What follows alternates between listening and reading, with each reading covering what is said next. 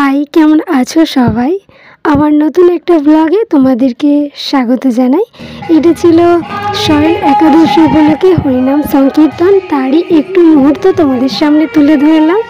গান করছেন সুভদ্রা দাস মণ্ডল, উনি অসাধারণ গান করেছেন আর ডেকোরেশনটাও জাস্ট অসাধারণ লাগছিল, সেটা তোমরা দেখতেই পাচ্ছ।